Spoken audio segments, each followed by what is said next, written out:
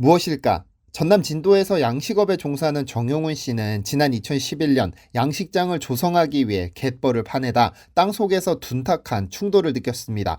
뻘에 파묻힌 바위였다면 쨍그랑 소리가 났을 것이지만 무언가 둔탁한 느낌의 이것은 단 한 번도 느껴보지 못한 소리였는데요. 즉시 중장비를 불러 이 물체를 꺼낸 그는 깜짝 놀랐습니다. 나무 한 그루가 끌려 올라왔는데 그 크기가 무려 높이 9.4m에 밑둥 둘레만 5.4m짜리 초대형 크기를 자랑했으니까요. 뻘에 이렇게 거대한 크기의 나무가 파묻힌 것도 이상한데 나무에서는 이제껏 맡아보지 못한 독특한 향기가 진동하고 있었습니다. 식물 같기는 하지만 이 나무의 정체를 알 수 없었던 그는 평소 다니던 절의 주지 스님에게 전화를 겁니다.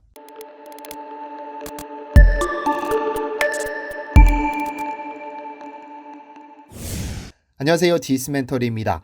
1979년 이슬람 혁명을 이끈 이란의 성직자 아야톨레 호메이니는 생전 아주 특이한 취미를 하나 가지고 있었다고 알려졌습니다. 인간이 가진 6개의 감각기관 중 유독 코가 발달했던 그는 냄새에 아주 민감했는데 그래서 전 세계 모든 향을 수집하는 향수광이 되었는지도 모릅니다. 찢는 듯한 더위, 사막, 광야로 이루어진 중동은 물이 귀합니다. 그래서 잘 씻지 못하는 경우가 다반사인데 먹는 물도 모자란 마당에 샤워는 사치에 불과합니다. 땀이 마르고 땀이 말라 생기는 냄새는 때로는 이것이 인간의 몸에서 나는 냄새가 맞는가 싶을 만큼 고약하기 때문에 이를 감추는 가장 쉬운 방법은 향수를 뿌리는 것입니다. 현재도 중동은 전 세계 향수 소비의 25%를 차지할 만큼 세계 최대의 향수 소비국으로 알려져 있는데요. 고대부터 최상급 향료로 꼽히는 3대 향이 있습니다. 수컷 사양노루의 복부에 있는 사양샘에서 만들어지는 분비물을 건조한 사양, 수컷 향유고래가 먹이를 먹고 토해내는 토사물이 바다에 둥둥 떠다니며 햇볕을 받고 적당히 발효되면 얻을 수 있는 용연향, 그리고 열대 우림지대에서만 서식하는 침향나무가 바람, 벌레, 동물의 공격으로 입은 상처를 치유하기 위해 배출하는 찐득한 진액이 나무에 스며들어 수백 수천 년이 숙성되면 비로소 얻을 수 있는 침향입니다. 우리나라 역사에서 이 침향은 상당히 중요한 역할을 했는데요. 조선시대뿐 아니라 삼국시대와 고려시대에도 침향이 부처님께 바치는 공양용으로 사용되었죠. 불교 신자는 절에 가면 향을 피우기 마련인데 좋은 향을 맡으면 마음이 내려가고 스트레스가 풀립니다. 어쩌면 가라앉다라는 의미의 침이라는 단어가 이를 암시하는지도 모르겠습니다. 그렇다면 불교에서는 왜 이 침향을 향으로 사용한 것일까요? 왜냐하면 불교에서는 살생을 금하기 때문입니다. 잠시 언급한 세계 3대 향료 중 사양과 용연향은 동물에서 채취하는 반면 침향은 나무에서 채취하는데 예부터 살생을 꺼리는 불가에서는 이 침향을 특히나 선호할 수밖에 없었죠. 침향과 관련해서는 아래에서 좀 더 설명하는 것으로 하고 우선 전남 진도 갯벌에서 끌어올려진 나무의 행방을 좀 알아봐야겠습니다. 이 나무에서 독특한 향이 난다는 점을 확인한 그는 평소 자신이 다니던 절에 이 나무를 기증하기로 결정합니다.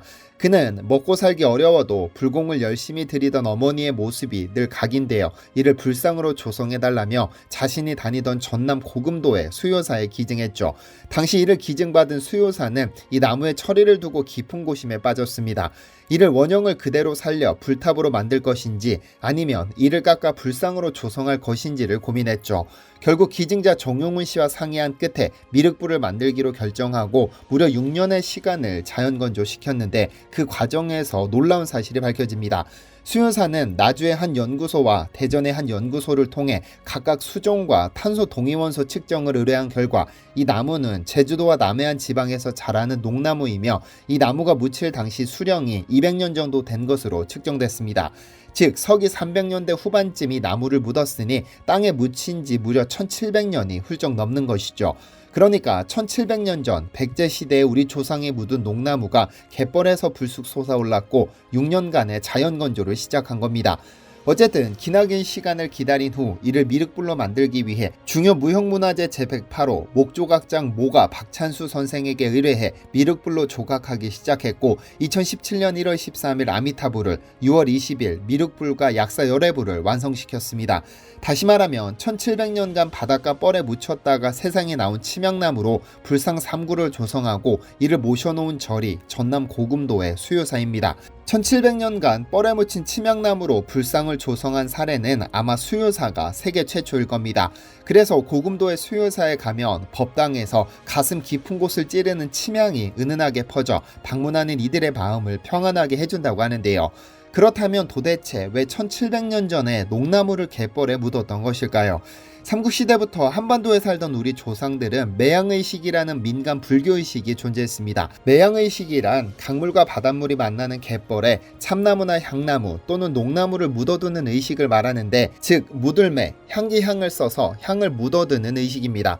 갯벌에서 매양의식을 거행한 이유는 갯벌은 1년 내내 소금물로 들어차기 때문에 나무가 잘 썩지 않았기 때문으로 여겨지는데요.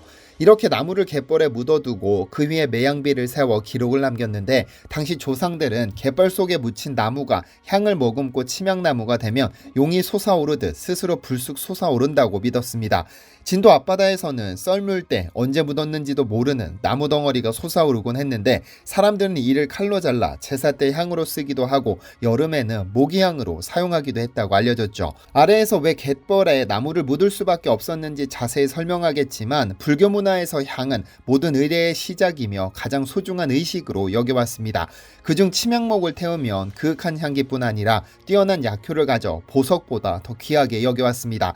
하지만 침향목은 인도네시아나 베트남에서만 자생하는 침향나무가 스스로 상처를 치유하기 위해 만들어내는 끈적한 수액인데, 이 수액이 수백 년간 엉겨붙은 덩어리가 바로 침향입니다.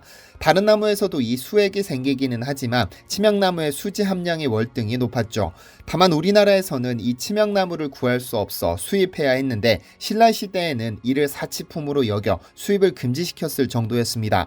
따라서 임금이나 귀족들이 아닌 일반 서민들은 부처님께 드리는 최고의 공양품 침향을 구하지 못해 이를 대신할 좋은 향을 만들고자 그나마 향기가 있는 향나무, 참나무, 녹나무 등을 갯벌에 묻었던 겁니다. 경남 사천에서 발견된 매양비는 사천에서 약 4,100여 명의 백성이 모여 향나무를 묻고 비석을 세웠다고 기록하고 있는데, 4,000명이 넘는 사람이 향나무를 묻는 의식에 참여했다고 생각해보면 그 자체로 경이로운 행사라고 생각됩니다. 그런데 진짜 침향이 만들어지는 과정이 아주 특이합니다. 조금 잔인하게 들릴 수 있지만 예전에 베트남 지역에서는 특이한 풍습 하나가 있었다고 합니다. 전문 호랑이 사냥꾼들을 매수해 호랑이를 잡습니다. 그리고 호랑이에게 일부러 깊은 상처를 입힌 후 다시 호랑이를 풀어줍니다. 건강한 호랑이를 잡기 어려운 경우 상처 입은 호랑이를 잡기도 했는데, 이들을 다시 숲속에 풀어주는 이유는 호랑이를 다시 지켜보기 위함입니다.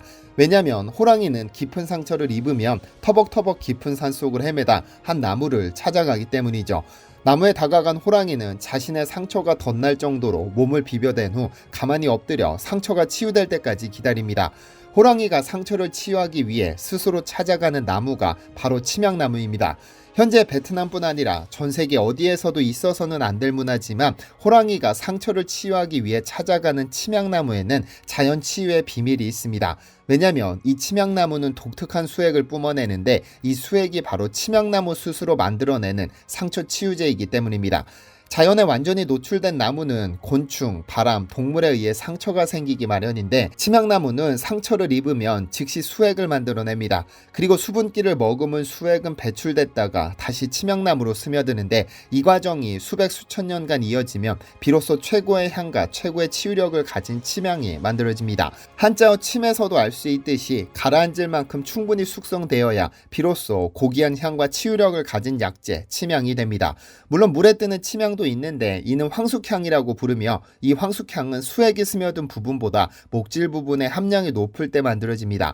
물론 약효나 향기는 침향이 월등히 우수합니다. 그런데 인도네시아나 베트남 등 동남아시아 열대 우림에서만 자라는 침향나무에서만 생산되는 침향이지만, 이는 조선시대에 별도의 기간을 두어 구하던 약재입니다.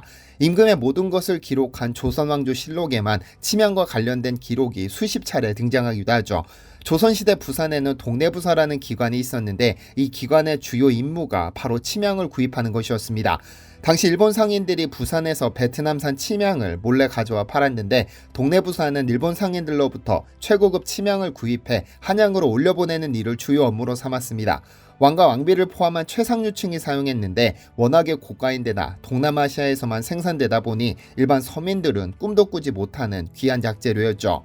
위에서 살펴본 것처럼 침향이라는 것은 그 독특한 향기와 더불어 최고의 약재로, 신라시대에는 이를 일반인들은 소지할 수 없도록 할 만큼 귀중한 대접을 받았습니다.